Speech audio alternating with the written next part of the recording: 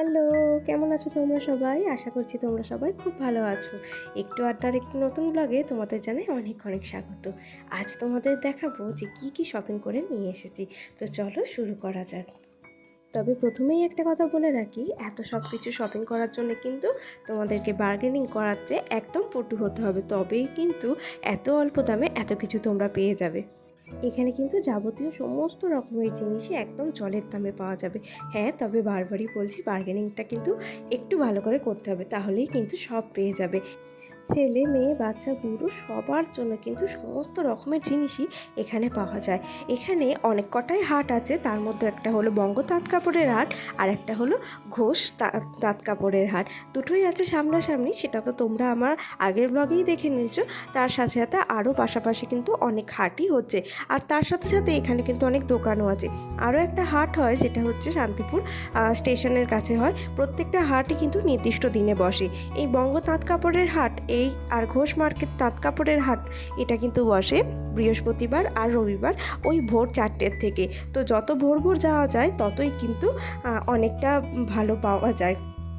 আসলে ভোরের দিকে এই সমস্ত ব্যবসায়ীরা এখান থেকে আসেন আর লটে লটে মাল নিয়ে চলে যান। তো সেখান থেকে অনেক কিছুই বিক্রি হয়ে যায় বলা যেতেই পারে। তো তোমরা যদি একটু ভোরের দিকে যাও তাহলে কিন্তু আমি বলবো যে ঠান্ডা ওয়েদারেও আর সমস্ত রকমের জিনিস কিন্তু তোমরা এখানে পেয়ে যাবে। জামদানি শাড়ির এত অফুরন্ত ভাণ্ডার, আর তার কালার যে এত রকম আছে যে কোনটা ছেড়ে কোনটা নেব সেটাই কিন্তু আমি একদম গুলিয়ে ফেলেছিলাম। তো সব কিছুর মাঝে দেখো এই যে নিয়ে এসেছি এই সব জামদানিটা, আর তার সাথে অনেক কটা হার্ড জামদানিও নিয়ে এসেছি।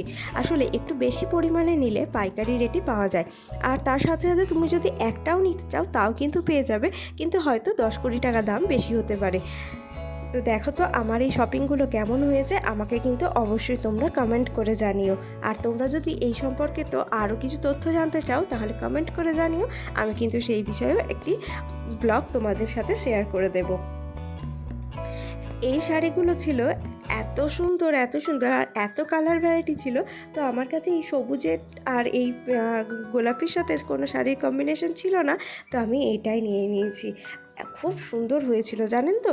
আর এই সমস্ত শাড়িগুলো ওই তো আপনাদের বললাম 200 টাকার থেকে শুরু, আর যতটা ভিতরে কাজ থাকবে তার উপর কিন্তু দামটা ডিপেন্ড করে। তো আমি এখান থেকে অনেক বার্গেনিং করে এই শাড়িগুলো কিন্তু নিয়ে এসেছি। কেমন হয়েছে তোমরা কিন্তু অবশ্যই জানিও। আর এইটার কালারটা ছিল একদম সেই টমেটো কালার, আর তার সাথে ছিল পেস্তা কালারের কাজ। এত অপূর্ব সুন্দর দেখতে লাগছিল। আসলে সামনে থেকে একরকম লাগছে আর ফোনে ভিডিওতে একরকম লাগছে, ফোন ক্যামেরাতে তো আর অতটা ভালো কালারটা বোঝা যাচ্ছে না। আর দেখো এর সাথে ওড়না সেটাও কিন্তু এখানে পাওয়া যাচ্ছিল। তো ওড়নাগুলো ছিল ওই 50 টাকা মতন, 50 টাকা করেছিল এক একটা ওড়না। দেখো এত শপিং করে নিয়ে চলে এসেছি, তবুও কিন্তু আমার মন ভরেনি, মনে হচ্ছিল আরও অনেক কিছু নেই।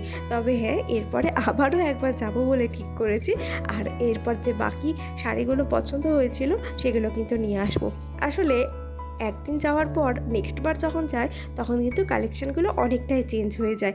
আর এগুলো কিন্তু ওনাদের হাতে বোনা, মানে নিজেদের বাড়িতে তাঁতে বোনা শাড়ি, সেই জন্যই কিন্তু দামটা এখানে এতটা কম হয়।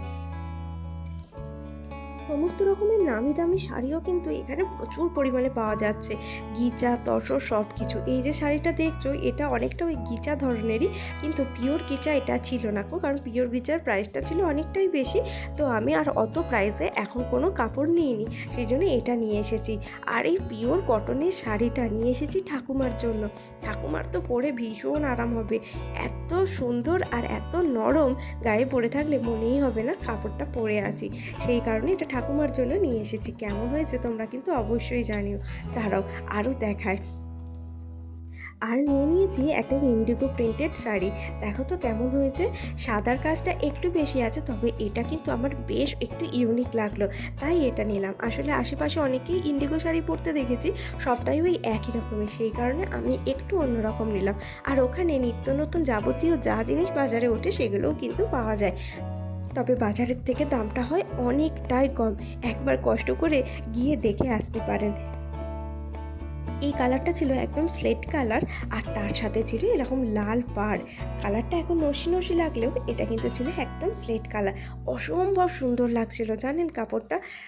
চলুন সব কিছু তো আপনাদের দেখিয়েই ফেললাম, এবার এই সব কিছু ভাঁজ করে নিই। আবার তো তুলে রাখতে হবে। আমার একার দ্বারা এতগুলো ভাঁজ করা সম্ভব হবে না, তাই মাকেও বলেছি একটু হেল্প করে দিতে। আমি এদিকে ভাঁজ করে দিচ্ছি, আর মা একদিকে আলমারিতে ঢুকিয়ে রাখছে। কি তোমাদের বলেই তো ছিলাম যে এক আলমারি জামাকাপড় কিনে এনেছি, আর এখন দেখো রাখারই জায়গা হচ্ছে না। মা তো ঠুসে আলমারির মধ্যে ঢোকাচ্ছে। কিন্তু এক মনে অপরূপ তৃপ্তি। তবে হ্যাঁ, তোমাদের একটা কথা বলে রাখি, তোমরা যদি ওখানে যাও জিনিসপত্র যথেষ্ট দেখে শুনে এবং বার্গেনিং করেই কিন্তু কিনে নিও। তো চলো আজকের মতন টাটা। ব্লগটা ভালো লাগলে শেয়ার করো।